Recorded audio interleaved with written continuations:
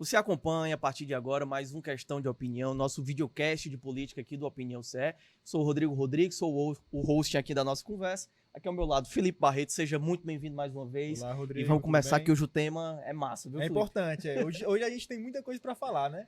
Estreando aqui na nossa casa, né? Secretário de Desenvolvimento Agrário do Ceará, Moisés Braz, nome histórico aqui do PT, deputado estadual eleito também, está licenciado para assumir a pasta. Seja muito bem-vindo. Muito obrigado, Rodrigo. Muito obrigado, Felipe. É um prazer estar com vocês. Perfeito. Para fazer só uma breve introdução, né? O Moisés é uma das principais lideranças sindicais do Ceará, né? Deputado estadual licenciado pelo Partido dos Trabalhadores e secretário de Desenvolvimento Agrário do Ceará desde 2023, desde o início da gestão, né? Construiu sua trajetória política em movimentos de base, como na Pastoral de Juventude do Meio Popular e também na Federação dos Trabalhadores e Trabalhadoras Rurais do Ceará. Também fundou e presidiu o PT de Massapê, que estava falando aqui, foi onde nasceu, onde se criou, né, onde construiu essa trajetória também. Mais uma vez, seja muito bem-vindo. Secretário, queria que a gente começasse. O senhor está na pasta desde 2023 e é uma pasta que tem uma infinidade de ações, né, em todos os municípios praticamente do Ceará, praticamente em todos os municípios, né? Dessa gestão do senhor, o que o senhor elenca como prioridade, né? O que o governo está priorizando, o que a gente pode destacar aqui também para o nosso público?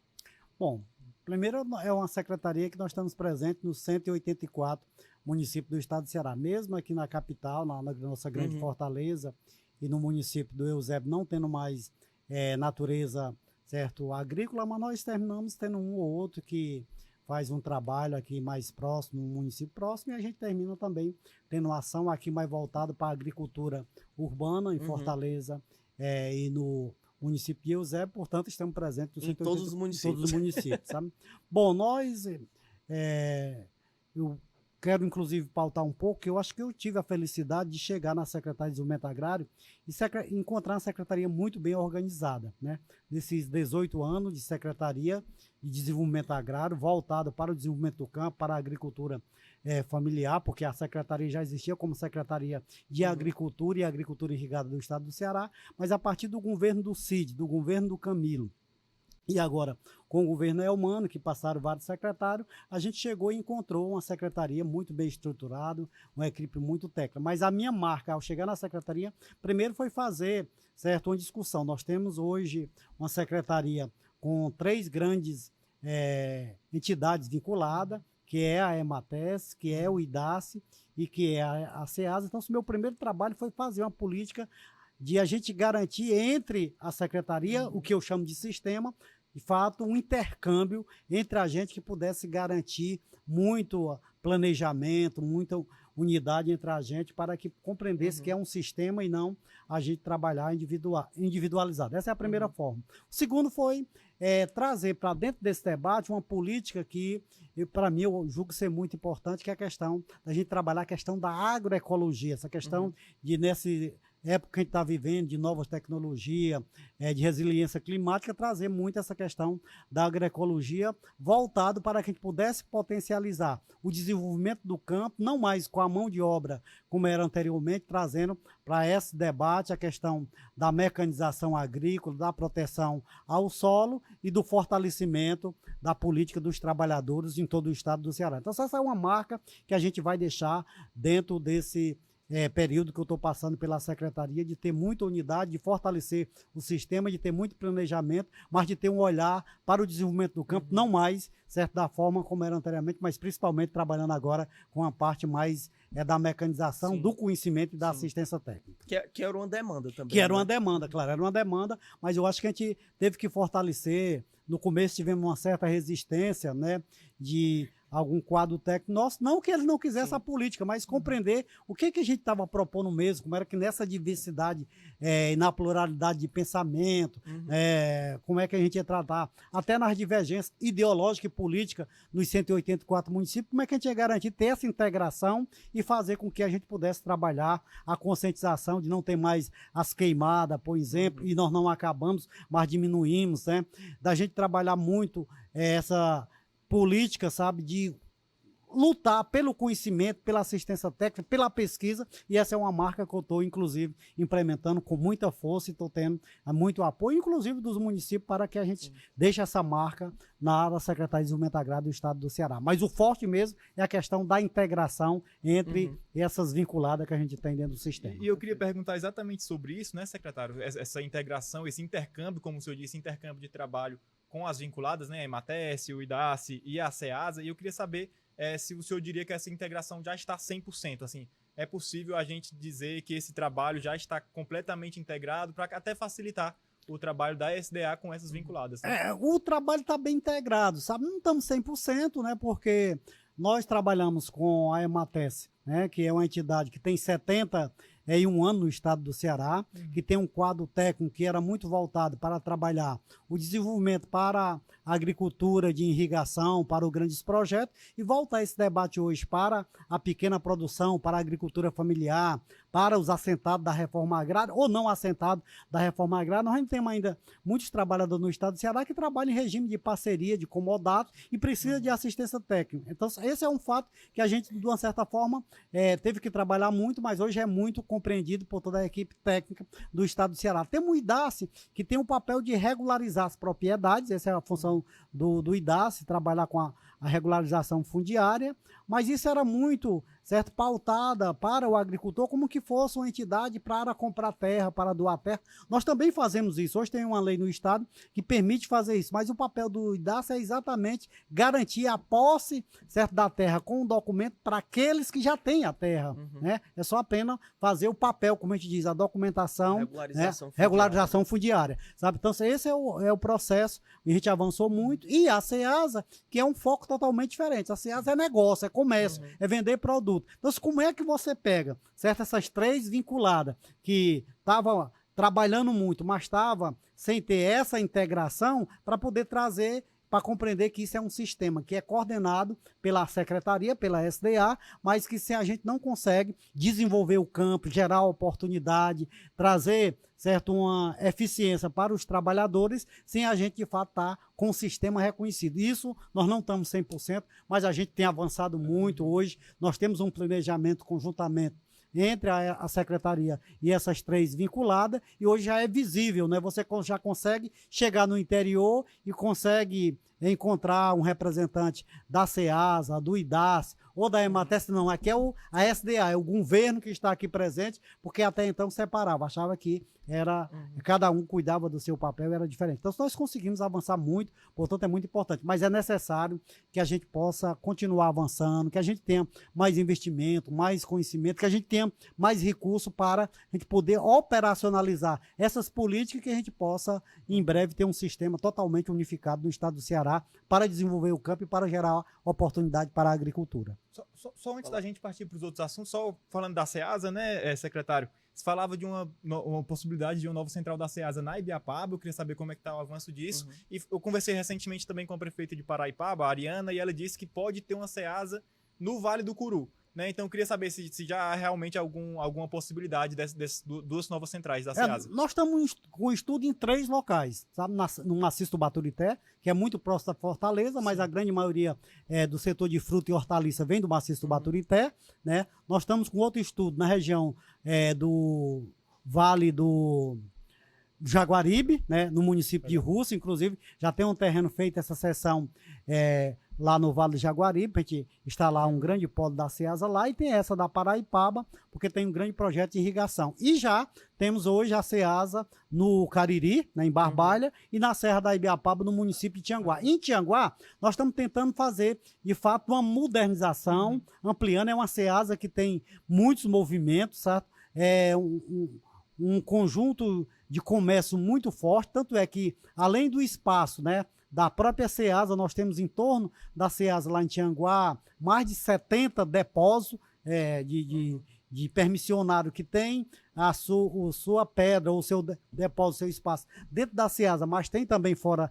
da SEASA, né, em torno da SEASA, mas nós estamos modernizando lá e estamos também fazendo uma grande reforma. A gente não tinha feito ainda começado, porque lá o terreno da SEASA é um terreno que é do governo federal, é da Conab, e agora nós estamos fazendo uma permuta. Já reunimos lá em Brasília com os ministérios, já reunimos com a Conab aqui no estado do Ceará e estamos fazendo uma permuta, cedendo um terreno do estado aqui em Fortaleza para a Conab e a Conab cedeu o espaço lá em Tianguá para que a gente possa fazer uma Ceasa moderna, que possa fazer um grande trabalho, porque é muito importante. Mas está sim, já em análise os projetos e eu acredito que em breve, além, certo, de modernizar a Ceasa lá de Tianguá, como é hoje a de Barbalha, e aqui de Maracanaú, a gente também começar a fazer a construção deste novo espaço. No Baturité, no Vale do Jaguaribe e lá em Paraipaba. E só para o pessoal que está nos acompanhando entender do que você está falando, né? Quando se você sair agora de casa ou do trabalho e tal, for na vendinha ali do seu bairro, essa maçã, essa banana que você comprou veio da Ceasa. Isso, Então, assim, a gente está falando, na verdade, da comida que chega na mesa das pessoas. É isso mesmo. Quando você aumenta essa distribuição, beneficia todo mundo. Então, sabe, no processo, eu sou, além de ser secretário, eu sou o presidente do Conselho da Ceasa, o representante do Estado dentro do Conselho da Ceasa. Nós estamos hoje com a política, fazendo um grande debate envolvendo vários segmentos, porque na Ceasa ainda há muito desperdício, né, de fruta, de verdura. Hoje nós temos uma política que é, de fato, de beneficiamento, que é o programa do Mar Nutrição, né, que a gente beneficia os alimentos e cede, mas nós estamos agora com outra política importante a gente implementar. Não, isso só acontece aqui em Maracanaú. Ainda não acontece nem em Barbalho, nem em Tianguá, mas já planejar para os próximos Ceasa, que é a questão dos resíduos, sabe? Nós pagamos muita energia, nós dispensamos vários resíduos que a gente pode trabalhar aí, sabe? Para que futuramente a gente possa estar gerando aí o biogás, possa estar gerando energia, e esse é o grande debate que nós estamos fazendo na Ceasa Maracanaú, e o projeto que a gente está discutindo para esse novo esporte da Ceasa a ser construído no futuro já tem que dar conta também dessa situação, porque é uma questão climática, né? São os créditos de carbono e a gente precisa, de fato, cuidar muito bem do nosso resíduo sólido, e na Ceasa tem muito isso. Secretário, quando o senhor estava falando, eu achei muito curioso, porque assim, nós recebemos muitos secretários aqui também, né? E integração é uma palavra extremamente recorrente. E você percebe isso na parte da agricultura familiar, né? Do desenvolvimento agrário, você percebe na segurança pública, nós temos um Centro Integrado de Segurança Pública, você percebe, enfim, em outras áreas do governo também. E aí o senhor traz isso na fala e você percebe que é uma política mesmo. Assim, não é individualizado, né? Não é uma iniciativa. Não é uma política integrada. E o nosso foco, sabe, Rodrigo, foi muito, de fato, a gente também trabalhar com planejamento e otimizar recursos, né? Hoje os recursos que a gente tem, certo? Seja no governo federal, seja no governo do estado, nós na Secretaria de Desenvolvimento Agrário, ou seja no município, para desenvolver o campo, para gerar oportunidade, para produzir alimento, ainda são muito poucos, são muito limitados. O que o interior diz que são aqueles recursos que são escassos, né? Porque a escassez mesmo, certo? Que eles falam. E quando eu comecei a trabalhar para a gente fazer, de fato, essa questão da integração, foi também vendo isso, né? Foi otimizar muito recurso, mas principalmente a gente ter, de fato, uma política que a gente possa ver o resultado, se está num ou no outro município, fazendo essa parceria com os municípios, com o governo federal, porque a gente precisa otimizar muitos recursos. E eu não tenho dúvida que isso acontece com muito planejamento e se a gente tiver uma integração muito forte. Perfeito. Quando o senhor fala de recursos, aí para a gente entrar nesse tema também, nós temos, por exemplo, o Projeto São José, tava falando aqui que vai estar completando 30 anos, né? O Projeto São José, e que norteou boa parte das políticas que a gente vê hoje mais concretizadas. Nós temos o Paulo Freire, que vai para a segunda etapa agora, mais tarde. Vamos saber dele também como é que está essa questão lá, essa discussão em Brasília. E mais recentemente nós temos o Sertão Vivo, né? Investimento de mais de 250 milhões, né? 251 milhões.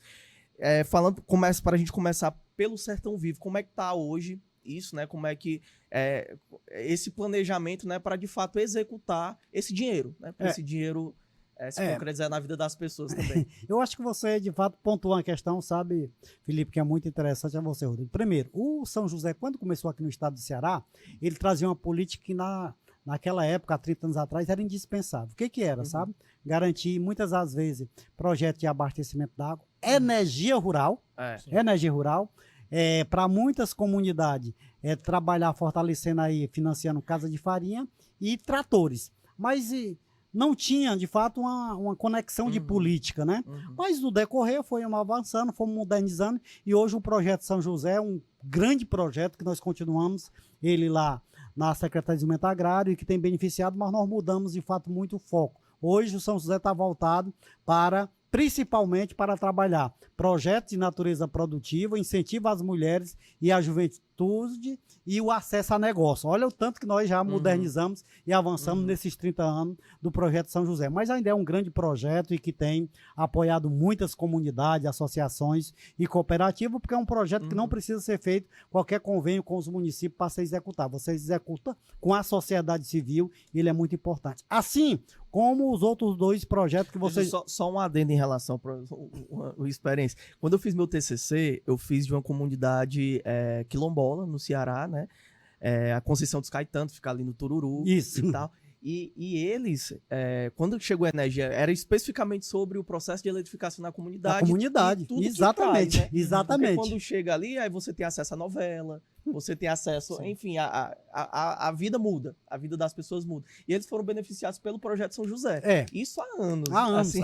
A grande maioria hoje da eletrificação rural que nós estamos hoje com a discussão, inclusive, de ampliação de rede, para ser trifase, que a maior parte é monofase, chegou, inclusive, no projeto do Luiz para Tudo, que foi no primeiro governo do Lula, mas antes do Lula, quem tinha, de fato, um acesso ao São José, quem tinha um acesso ao governo na época, principalmente no governo do Tasso, a gente tem que reconhecer isso, para a energia chegar numa comunidade tinha que ser pelo São José e foi muito importante naquele momento. Hoje nós estamos em outra fase, mas nós não podemos reconhecer que a importância que teve aquelas comunidades que tiveram no primeiro momento, receberam um trator, uma eletrificação rural, uma casa de farinha. Fomos aos poucos modernizando, hoje graças a Deus avançamos. Bom, mas como eu estava falando, sabe, nós vamos executar 2 projetos. Você começou a falar do projeto do Sertão Vivo. O projeto Sertão Vivo é um projeto que nós vamos trabalhar em 72 municípios, 63 mil famílias. Esse investimento que você já falou aí, em torno de 261 milhões, para a gente trabalhar, certo, um projeto que tem como principal foco a gente, de fato, trabalhar essa questão da resiliência climática. É um projeto que a gente vai discutir nesse município. Vamos trabalhar com as tecnologias sociais. Então, boa parte desse recurso será para a gente gerar aí uma oportunidade de trabalho, de emprego, de produção com essas famílias, né? É um empréstimo, é um edital que nós disputamos com o BNDES, com o governo federal, e uma parceria também com outra entidade que nós já temos projeto, que é o Fundo de Desenvolvimento, o FIDA, a nível nacional, vamos trabalhar esse projeto. Nós já apresentamos, já chamamos 72 municípios, estamos agora na fase de selecionar certas comunidades, e depois de selecionar as comunidades, nesses 72 municípios, aí uma equipe nossa vai e seleciona as famílias a partir dos critérios que está dentro do projeto. Mas todo o processo que a gente vai trabalhar no projeto do Sertão Vivo, assim como no demais projetos, e vamos já tratar de um outro projeto, que é o Paulo Freire, né? Essas comunidades serão selecionadas por uma comissão no município, onde terá um representante do município, da sociedade civil, do estado, para selecionar qual as comunidades, e dentro das comunidades que nós vamos selecionar as famílias que estejam dentro dos critérios. Quais são os critérios? Primeiro, né? Nós vamos atender todas as comunidades quilombolas, você acabou do seu TCC, de uma experiência, vamos acompanhar todas as comunidades indígenas, né? Vamos ter prioridade para trabalhar projeto para as mulheres, para a juventude, e vamos focar nessa questão muito mais voltada para a questão das tecnologias sociais, que é a gente gerar uma oportunidade de fazer aí barreiramento, de fazer cisterna de produção e por aí vai. Então, se o projeto, esse recurso será investido praticamente nessas comunidades e beneficiar a família. O que é também mais interessante é que boa parte, aí não são todas, não são as 63 mil famílias, certo, que a gente vai trabalhar, mas boa parte dessa família vão receber um fomento. O que é isso? Um crédito, né? Essas que já têm uma produção, que já estão um pouco avançada lá, já tem uma pequena produção, seja com uma horta, seja com uma pequena fábrica de polpa, seja com uma pequena queijaria, elas vão receber um recurso no valor de R$ 4.800, o que nós chamamos de fomento rural, para que ela possa fazer aí um melhoramento, certo? Um aperfeiçoamento, ou poder crescer um pouco mais a sua produção. Isso é fomento mesmo, é recurso a fundo perdido, portanto é muito importante. e vamos garantir... O fomento é porque elas não têm que pagar de volta. Não tem que pagar de volta, por isso que a gente chama de fomento, sabe? E vamos garantir assistência técnica. Sim. Porque o grande desafio que a gente tem, o grande gargalo que a gente tem ainda hoje, principalmente na zona rural, e vocês que estão aqui trabalham e que viajam muito, veja isso, o grande dificuldade que nós temos hoje ainda é muitas das vezes a questão, você tem uma produção, mas você não tem o acesso ao mercado, né? Não compreende a exigência que o mercado existe e precisa ser assim. Muitos dos nossos produtos ainda são comercializados em feira, em exposição, e o foco que nós vamos tratar, tanto com essas famílias, com as famílias que hoje são beneficiadas também pelo projeto São José Produtivo e que vão ser beneficiadas pelo novo projeto o Paulo Freire, o nosso foco é que a gente possa trabalhar para que essas famílias melhorem a qualidade de vida.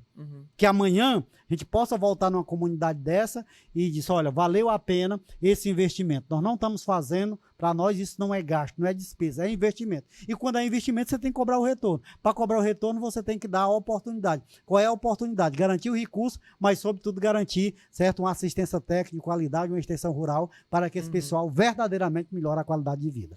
Secretário, falando do Sertão Vivo ainda, o senhor destacou que um dos pontos desse programa é a questão da resiliência climática, né? E também voltado para a manutenção do meio ambiente. A gente sabe que a gente está num momento em que as questões climáticas, ambientais estão afetando muito o mundo inteiro e a gente precisa de medidas realmente que façam com que esse meio ambiente permaneça, né? Até para a gente permanecer, a gente como ser humano permanecer.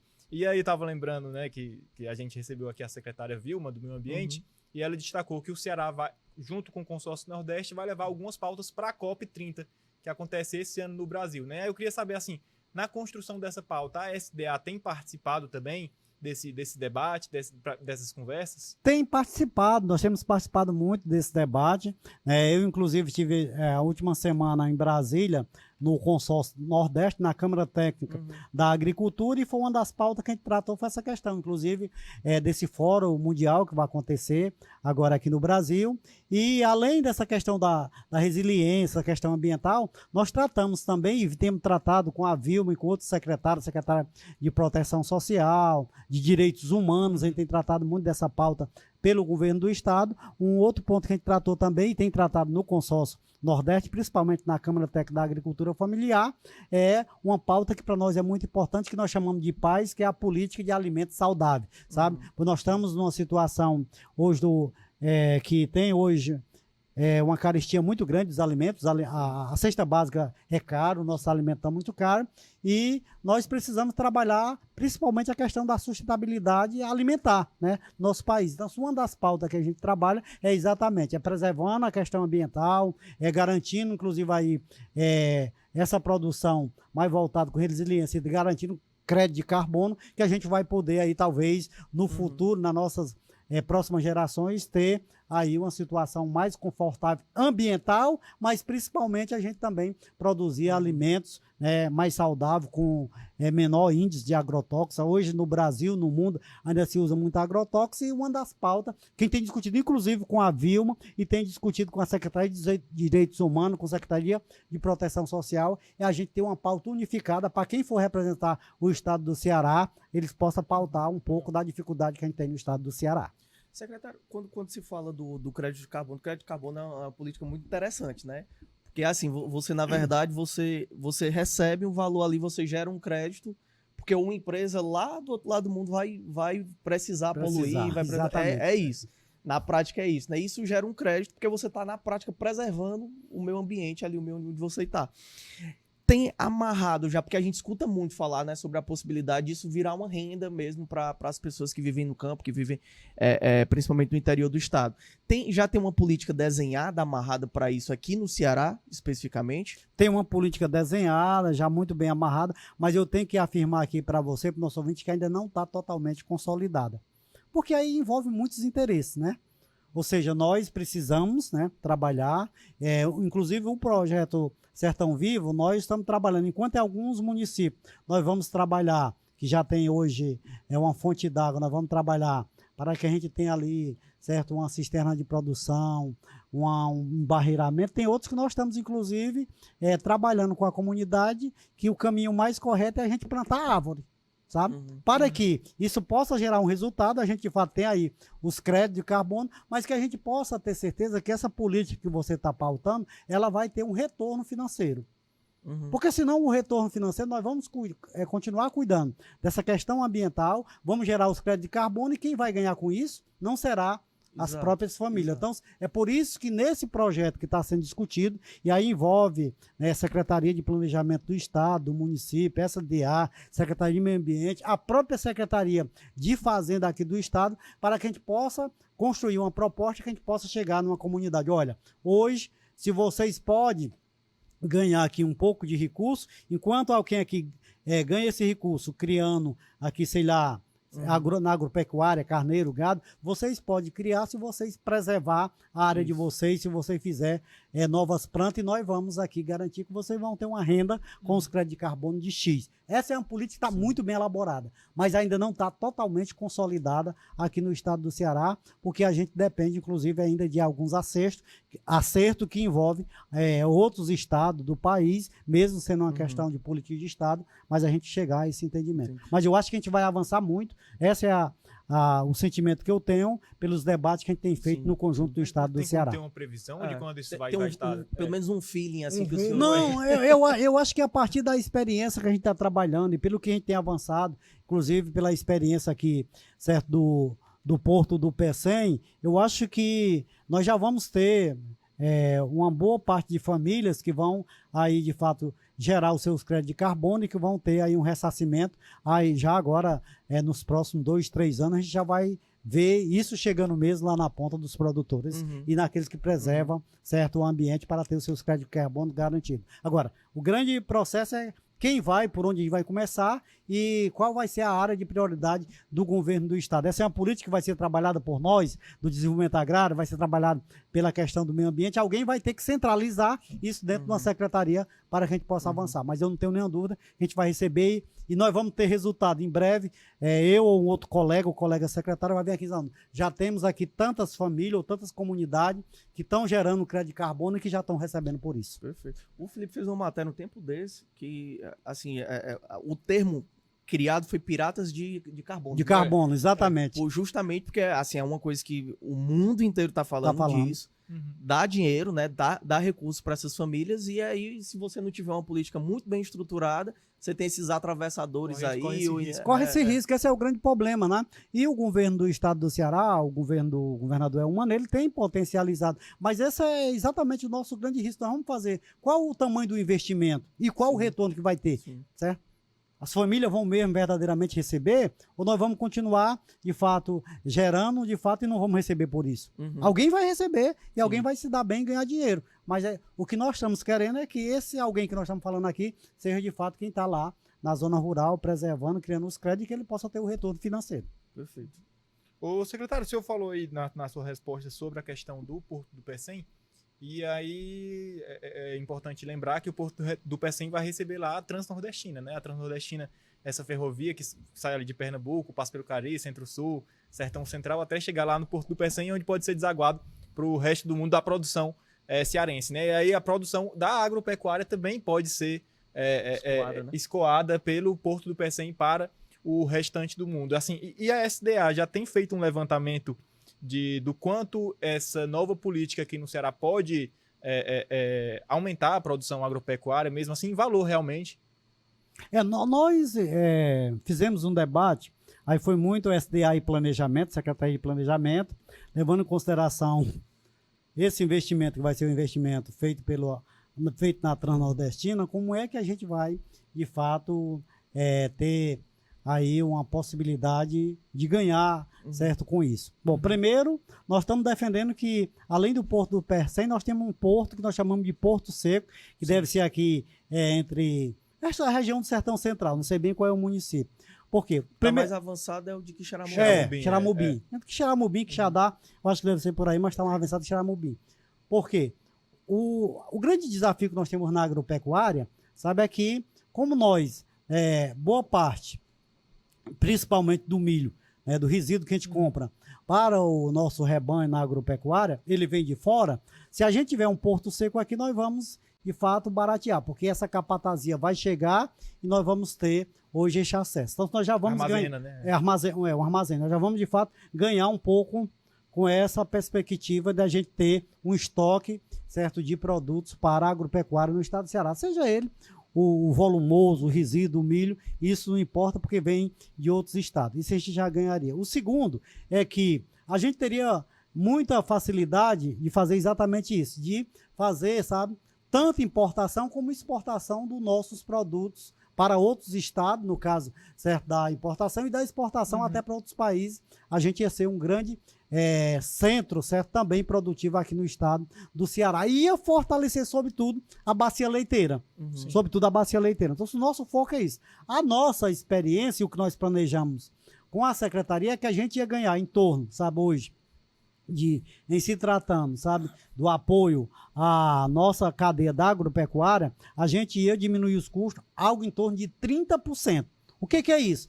Quanto é uma saca de milho hoje, né? Saca de milho hoje é em torno de R$100. Nós ia comprar esse milho a R$70. Quanto é que nós estamos hoje vendendo um litro de leite hoje? Para o PAA é R$2,57. Quando você vai vender no comércio ou quando entrega aí para os latricínios do estado do Ceará, sai a R$2,10. Portanto, com essa situação, nós teríamos a oportunidade de trabalhar grandes investimentos, sei lá, de queijaria, de fazer outros beneficiamentos agroindustrial do leite, e nós não estaria na mão apenas, certo, daqueles que recebem o nosso leite do estado do Ceará, e a gente poder, inclusive, vender para outro estado. Não, leva milho para o Ceará, exemplo do Mato Grosso, que nós manda leite ou queijo para vocês. Portanto, o faturamento que está trabalhando com a Secretaria de Planejamento, isso talvez fosse em torno de ter uma redução de custo e uma agregação de valor em torno de 30%. Legal, perfeito.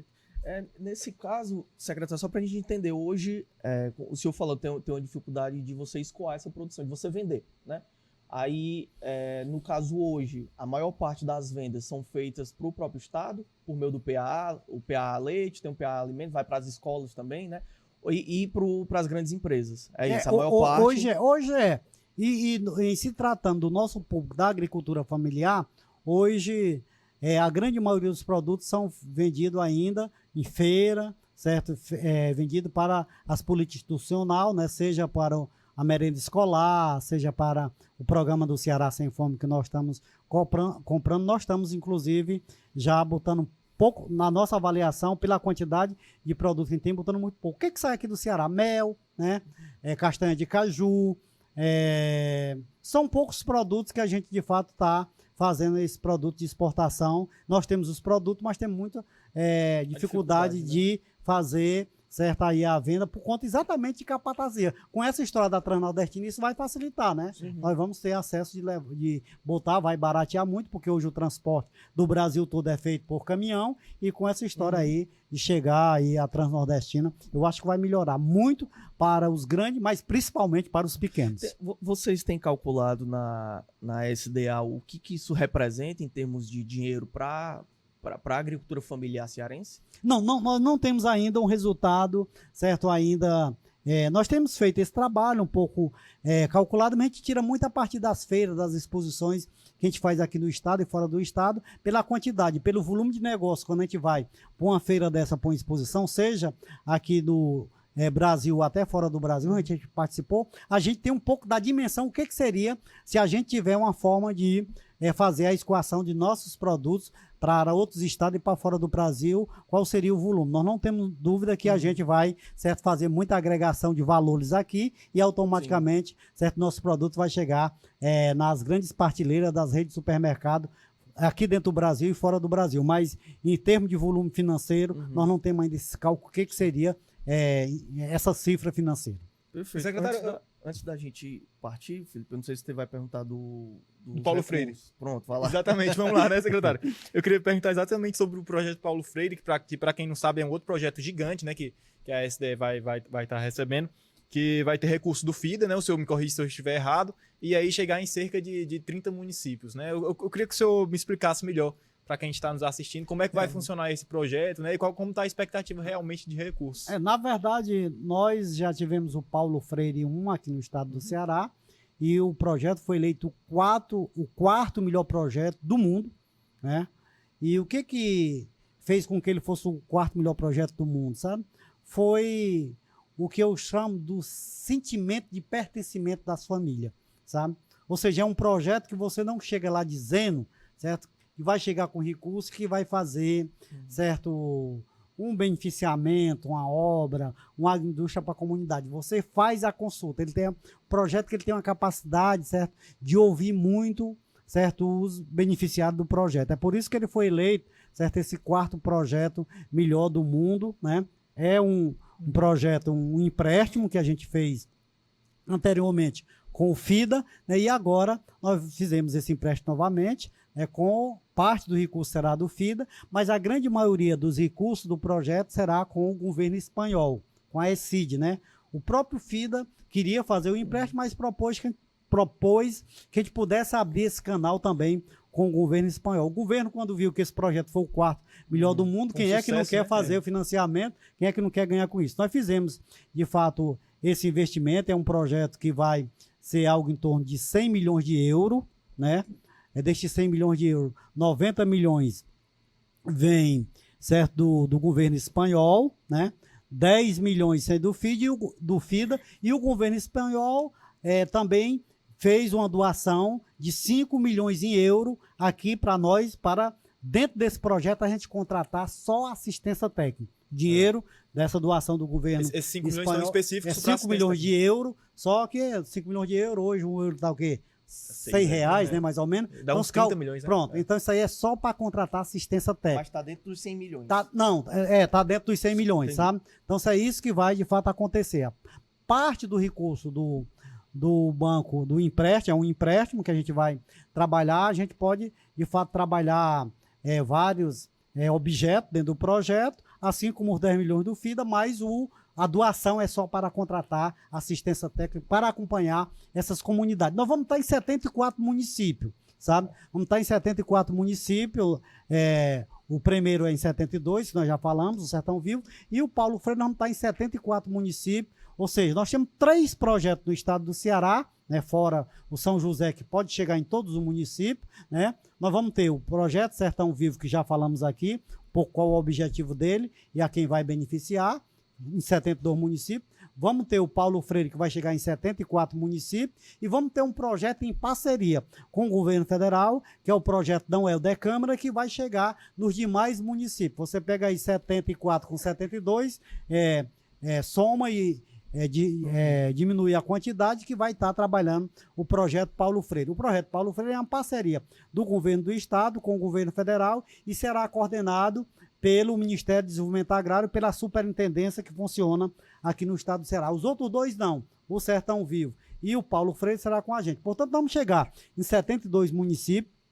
Nós vamos trabalhar uma quantidade de 80 mil famílias nesses 72 municípios. É um projeto para 5 anos e ele é um projeto diferente do Paulo Freire, porque ele é um projeto que ele tem um foco principal de trabalhar aí mais aqueles que já estão produzindo e que já querem ter acesso ao mercado. Enquanto o projeto do Sertão Vivo vai trabalhar muito mais com a questão de tentar ver aí a possibilidade de organizar aí as comunidades que ainda têm necessidade, ainda muitas das vezes se organizar. Voltado para as comunidades tradicionais. Aí o Paulo Freire não. Paulo Freire já vamos entrar naquelas comunidades que já estão organizadas, que já tem uma agroindústria. Nós vamos tentar beneficiar como é que ele vai ter acesso ao mercado. Agora, tem uma outra facilidade. É que no Paulo Freire, nós vamos também garantir em todas as comunidades que nós vamos trabalhar nesses 74 municípios, nós vamos, inclusive, deixar todas as famílias com um sistema d'água instalado nas suas casas. Nenhuma das famílias, se ainda não tiver,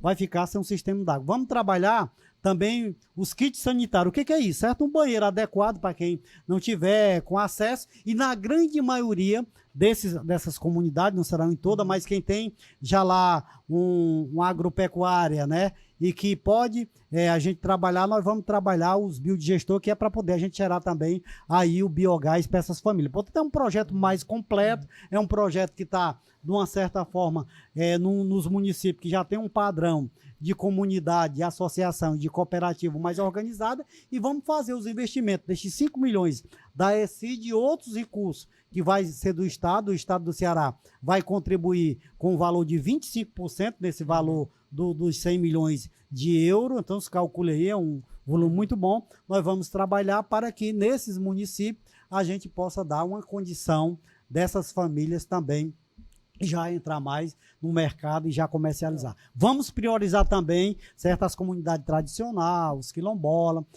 todas as mulheres que for a rima de família tem que estar no projeto, mas o foco desse projeto é muito mais trabalhar aí uma questão mais social, produtiva, com mais qualidade de vida para essas pessoas. E também terá assistência técnica pelo dinheiro que vai vir do governo espanhol. A previsão é que ele comece a ser executado mais ou menos quando? Não, o projeto já foi aprovado, tudo ok, já tem o parecer, certo, tanto do governo espanhol, certo, do FIDA, e já foi aprovado aqui pela nossa Secretaria de Planejamento, Secretaria de Finanças. Agora nós estamos na fase final, porque tem as garantias reais que o governo federal tem que garantir. Mesmo sendo um empréstimo, isso vai para o Senado, é a única fase que faz a gente apresentar o projeto ao Senado. Portanto, nós já vamos fazer a defesa, tem que contratar alguém para ir fazer certa defesa, né, o esclarecimento do Senado, e o Senado dá o aval e aí os recursos já passam a entrar na nossa conta. Diferente do Sertão Vivo, que já entrou dinheiro na conta, isso aí nós estamos só aguardando essa fase. Mas nós estamos com a unidade gestora do projeto já todo instalado, porque já tinha o projeto Paulo Freire 1, então nós pegamos parte da equipe, né, e estamos dando continuidade agora para o Paulo Freire 2, vamos contratar uma outra equipe, que é a equipe mais técnica, mais de planejamento, e a equipe de mobilizador social, que é a que vai estar acompanhando os projetos dos municípios, mas o nosso planejamento é que agora, no mês de agosto, a gente abre edital já para contratar a equipe de campo e começar a selecionar os municípios para estar selecionado, as comunidades e as famílias, para a gente começar o trabalho. O certo é que a gente tem certeza que o Paulo Freire deve estar em plena execução a partir do ano de 2026. Só para complementar, o do Helder Câmara, a gente está falando mais ou menos de quanto? Em termos de cifra financeira, 260 milhões. Então o Paulo Freire aqui é gigante. É o gigante, o maior. É o maior são quase 850 milhões de reais, né? Porque são, na verdade, aí 100 milhões de euros, né? Para você fazer políticas públicas e tudo, e mais os 5 milhões que é para contratar assistência técnica. Secretário, a gente estava conversando aqui antes da gente começar sobre a questão do algodão, né? Para quem não lembra ou quem não sabe, o algodão antes aqui no Ceará era produzido em grande escala, né? Era chamado de ouro branco. Ouro branco. É o famoso ouro branco. Ouro branco, e aí a gente tem visto já uma possibilidade do retorno dessa produção em grande escala, né? Então, assim, como é que está a expectativa realmente para essa questão do algodão? Aqui no estado do Ceará, na verdade, há uma expectativa muito positiva que a gente deve retomar. Você foi muito feliz, sabe, Felipe? Quando você disse que o algodão era o ouro branco, e para nós, né? Eu sou do município de Massapê, nasci na Serra da Meruoca, município de Massapê, e a gente produzia muito algodão, né? Felizmente, aquela história do bicuda acabou de plantar o algodão preto como estamos. Nós estamos hoje com a experiência na SDA, uma equipe técnica, com a coordenadoria para trabalhar. Nós estamos presentes em 43 municípios do estado do Ceará, já com produção de algodão, né? O algodão ecológico, como a gente chama. Por que ecológico? É algodão que nós não usamos qualquer possibilidade da gente, de fato, ter qualquer tipo de herbicida, qualquer produto que contenha veneno para poder fazer a aguação, para matar qualquer tipo de praga. Nós estamos controlando eles, sabe, com os bioinsumos, né? Que a gente controla toda essa produção, e a gente tem, inclusive, um mercado muito garantido, já vendendo para fora do estado do Ceará. Agora, nós estamos, mesmo estando em 43 municípios, ainda é uma produção muito tímida, né? Nesses 43 municípios, nós temos uma média aí de 10 a 20 produtores por município. Então, 43, vamos botar aí a quantidade máxima vezes 20 produtores, então nós não temos aí 0,1% dos produtores de algodão que a gente teve na década de 80 produzindo algodão. Mas há uma expectativa muito positiva que a gente possa garantir recursos junto ao Ministério de Desenvolvimento Agrário. Há, por parte do governo do estado, um incentivo muito grande para que a gente possa selecionar aqueles produtores, agricultores que querem voltar a plantar algodão no estado do Ceará. É mesmo uma experiência, mas é muito positiva, e a gente garante a comercialização. Essas famílias, nesses 43 municípios que estão produzindo, eles já, quando começa a plantar o algodão, plantado nessa safra, ele já sabe que toda a produção de algodão dele já tem a quem vai vender e já entra com a garantia de preço mínimo. Esse ano nós começamos, quando a gente acertou que o valor da arroba de algodão, arroba de 25, de 15 quilos de algodão, já seria comercializada naquele momento que eles plantaram, certo? No valor, certo? De R$ 32 a arroba, e se tivesse qualquer risco, não baixaria o preço, e se o mercado aquecer, eles podem eleva também o preço, fazendo uma calculação de valores para essa questão. Agora, ainda é muito tímido, mas há uma experiência muito positiva. O algodão não era só ouro branco, mas era a poupança daquela época das famílias, e nós queremos retomar muito, como nós retomamos aqui no estado do Ceará, duas culturas que eu acho que é muito importante, né? Aqui no estado do Ceará era um estado que plantava muito pouco milho, hoje é um dos grandes produtores de milho, e a gente, no setor da agropecuária, a gente era lá, entre os 27 estados, talvez a gente fosse lá, sei lá, o 25º, alguma coisa. Hoje nós somos o segundo maior produtor de leite do Nordeste, certo? E o 7º maior produtor do Brasil. E é assim que a gente quer também voltar com a política do algodão, porque é uma política mais fácil de trabalhar, toda a família, quem tem a sua pequena propriedadezinha ali. Agora, nós queremos dar os cuidados e os cultivos necessários para que a gente possa plantar e ter uma garantia que vai dar uma boa produção para aqueles que querem produzir o algodão no estado do Ceará. Perfeito. Para a gente seguir aqui, deputado, queria falar um pouquinho também de política partidária, né? O senhor é um quadro histórico do PT e tem uma vivência com a base mesmo, né, do PT. Como é que foi para o senhor chegar, assim, primeiro assim, imagino que são posições diferentes, né? A militância e você assumir um cargo dentro de uma secretaria de governo. É diferente, inclusive, de você ser deputado estadual. Queria saber como é que foi esse convite, né? Como é que o senhor encarou esse desafio. E também, assim, tem uma relação muito próxima com o governador Elmano, né? O governador Elmano foi advogado, né? Da base também. Então, como é que foi esse momento para o senhor também? Rodrigo, eu diria que se a gente for falar aí um pouco da minha trajetória de vida, política, até chegar no mandato e chegar agora na secretaria, talvez nós tenhamos um tempo talvez superior que nós já, certo, batemos um papo aqui nesse podcast, nessa palestra. Mas eu acho que para mim é muito importante. Primeiro, muito rápido, uma trajetória, sabe? Como eu já disse, eu sou de Massapê, nasci na Serra da Meruoca, e eu sou de uma família, sabe, humilde, simples, muito pobre. Eu não passei fome na vida, mas eu vi a fome de muito perto, sabe? Por quê? Porque a gente não passou fome porque a gente era uma família muito unida, criava muito, né? Na família, e quando precisava socorria, mesmo naquela época, um cordeiro, um cabrito, para não passar, de fato, por maior dificuldade.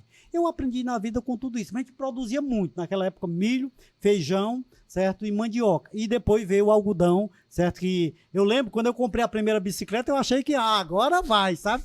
Mas isso é muito importante, sabe?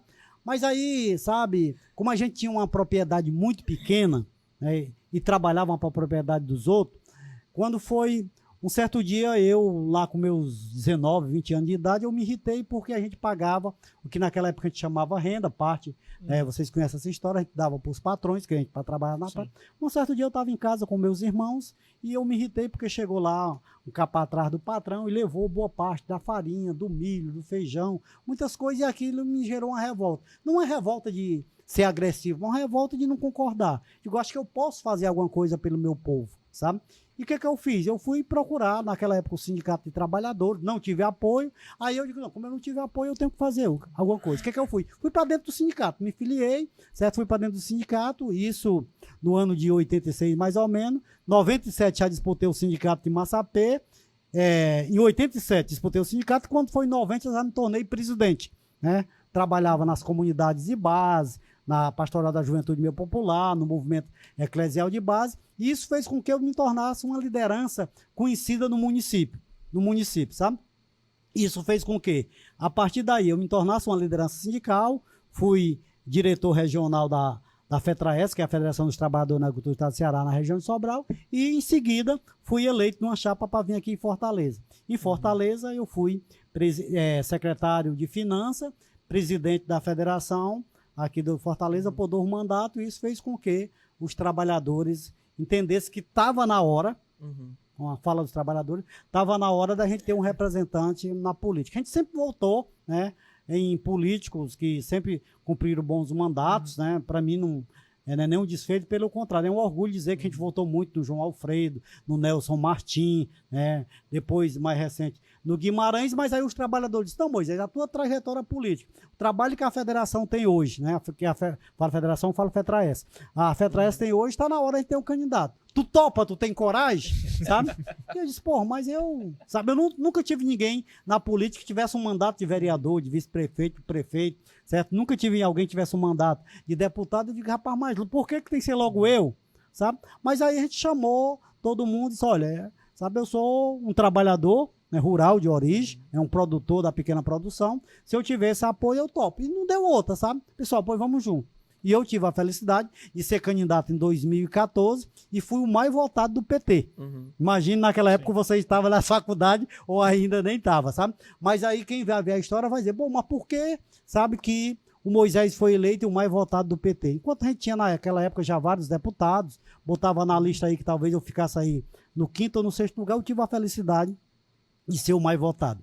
Na época, em 2014, só foi eleito exatamente eu e o Elmano, que é o governador hoje, né? Eu tirei 75 mil votos naquela época e o Elmano foi eleito com 44, 46 mil votos.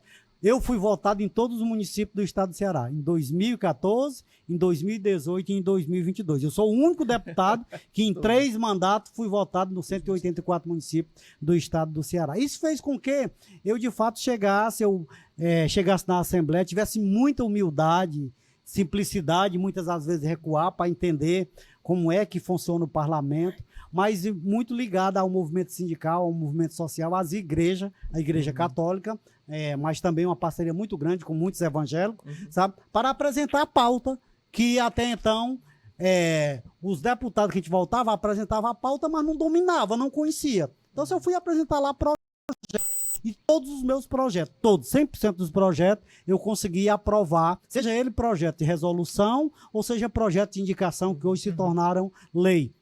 Quando você fala em alguns projetos, aí esse de semente crioula, esse da questão de trabalhar principalmente a política da habitação rural, a regulamentação, exatamente, a regulamentação fundiária, trabalhar o projeto da CNH rural, os trabalhadores ter acesso a tirar uma carteira sem pagar as taxas, por aí a gente fez tudo isso. Então, eu aprendi, sabe, na Assembleia um pouco como é que funciona, trabalhei, tive a felicidade de trabalhar com o Elmano, né? O Elmano eu já conhecia porque a gente foi parceiro apoiando o mesmo mandato do deputado João Alfredo, a gente já se conhecia, e depois tivemos a felicidade de chegar. E ele, na condição de advogado, ele me ajudou muito, foi uma das pessoas que mais me ajudou na Assembleia, para quem tivesse esse conhecimento, entender ali como era que fosse esse processo. Foi assim que eu cheguei, sabe? E é assim que nessa construção ficamos 14, 18, e quando foi agora, certo, em 22, ele teve a felicidade de ser escolhido para ser o governador, eu fui reeleito mais uma vez e ele me chamou para ser secretário de Estado, sabe? Eu tenho todo um conhecimento desse processo e quando ele me convidou, eu confesso que eu não estava preparado, a gente nunca pode dizer que está, né? Isso é muito um desafio muito forte, mas eu não estava esperando, porque eu tinha discutido com ele quando nós estávamos no mandato, que se eu fosse, eu queria mesmo era ir para a mesa diretora, meu sonho era ir para a mesa diretora da Assembleia, porque se fosse eleito ia para o 3º mandato, há um pouco, certo, essa construção lá que sempre vão contemplando aquele deputado que tem mais mandato, e foi isso. E ele, para minha surpresa, ele disse, olha, vem aqui e você vai ser de fato o secretário de Agricultura no estado do Ceará. Primeiro, porque você, certo, tem competência para isso. Segundo, porque você é uma pessoa que eu confio, né? Tem que ter confiança. E terceiro, porque você domina. Não tem ninguém, não tem um dos deputados ou qualquer um outro nome que eu possa chamar agora para ser o secretário de Agricultura que possa ter um conhecimento, que domine a pauta, que tenha uma relação com os movimentos sociais, quer seja FETRAES, FETRAF, MST, MAB, por aí vai, que você, porque você dentro do movimento sindical, quando estava, você se relacionou bem com todo mundo dentro e fora do governo e nos movimentos sociais, portanto, eu quero que você vá ser meu secretário, sabe?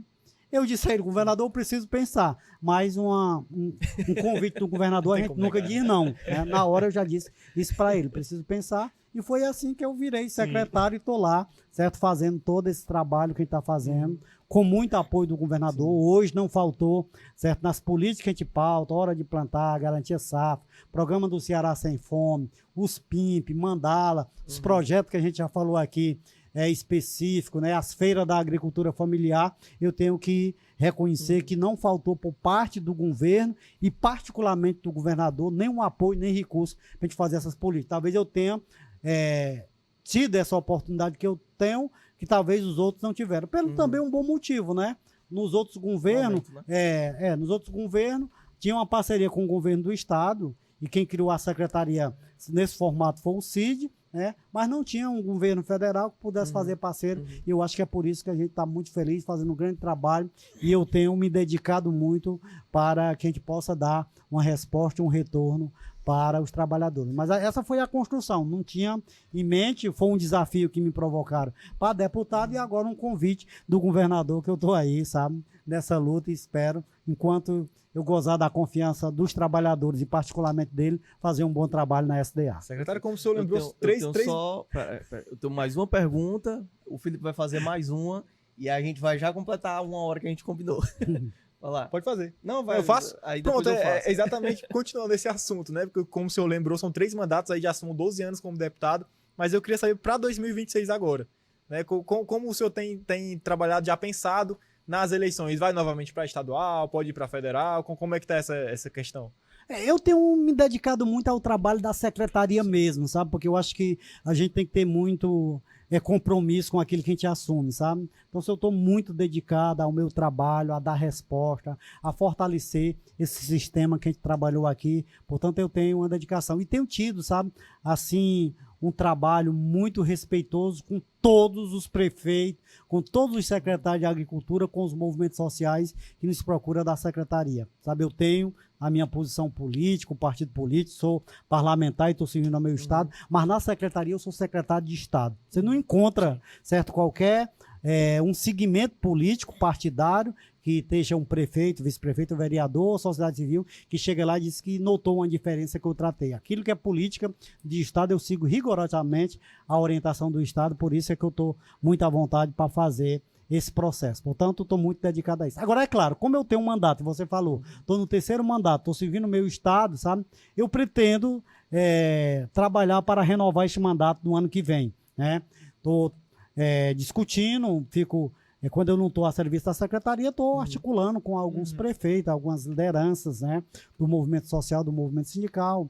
Enfim, estou começando a abrir esse debate da perspectiva do projeto político para 2026, que passa, sem sombra de dúvida, pela construção nacional, né? Um projeto nacional para nós é altamente estratégico para fortalecer o Estado, passa pela construção aqui do Estado. Quando eu digo isso, nosso ouvinte sabe que eu sou do Partido dos Trabalhadores, né? Um projeto que possa construir política com o governo federal, com o governo do Estado, né? As reeleições do Lula, a reeleição do Elmano aqui no Estado do Ceará, e eu, certo, tomei uma posição. Fui, inclusive, convidado por vários prefeitos, por várias lideranças do movimento sindical, para eu disponibilizar, se eu tivesse ainda vontade e quisesse disputar a eleição no ano que vem, disponibilizar meu nome para ser candidato a deputado federal. Mas eu já tomei uma posição, chamei um grupo político, alguns aliados da nossa corrente política. O PT é cheio de ala política, vocês sabem disso, né? Eu sou de uma ala, da ala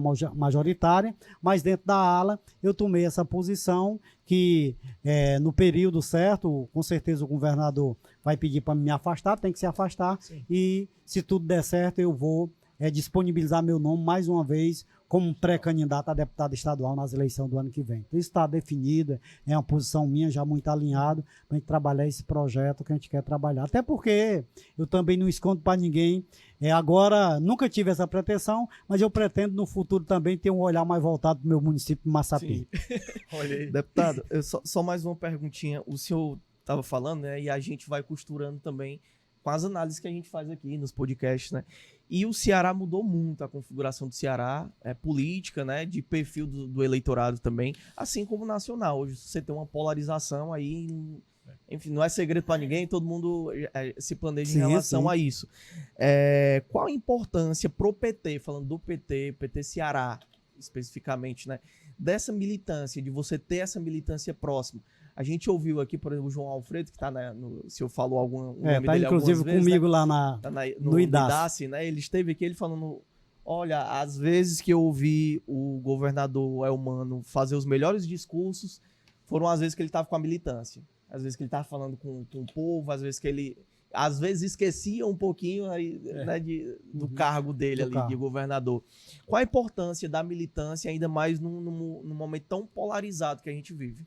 Olha, eu acho que o Partido dos Trabalhadores só existe na maior crise do Partido dos Trabalhadores, com o impeachment da Dilma, com a prisão do Lula, né? O partido só continua vivo porque a militância, de fato, ela tem dado vida ao Partido dos Trabalhadores. Portanto, é imprevisível, sabe, você pensar num partido como é o Partido dos Trabalhadores, se você não ouvir a sua militância, se você não empoderar essa militância. Portanto, não existe Partido dos Trabalhadores sem o empoderamento, sem o papel da militância. Isso é decisivo, sabe? E para nós, que eu sou filiado ao partido, a gente... Muitas das vezes o pessoal diz, não, o PT é um partido que briga, mas não é briga, sabe? A gente tem várias alas políticas, mas quando a gente toma uma posição, todo mundo segue a posição majoritária, com raríssimas exceções, a posição majoritária. Portanto, quem garante a vida do partido, quem garante a sobrevivência política, quem garante os mandatos daqueles que hoje são mandatários, não é apenas o eleitor comum. O eleitor comum define a quantidade de votos e automaticamente define se você alcançou um potencial de voto para você ser eleito. Mas quem garante mesmo a vida, certo, daquela militância que está com mandato é, de fato, a militância política do Partido dos Trabalhadores, com a sua pluralidade de pensamento e principalmente com as divergências que nós temos. Portanto, é impossível, a palavra certa é essa, é impossível você pensar num partido, certo, que defende a democracia, um partido que foi forjado na base sindical. Hoje você não dá prioridade como elemento principal, número 1, a não ser, de fato, aí a sua militância e os seus filiados. É isso que é o PT e é dessa forma que a gente vai, de fato, trabalhar. Eu acho que para a gente ter sucesso no ano que vem, né, com reeleições, seja do governo federal, do governo do estado, de deputado federal, de deputado estadual, com novas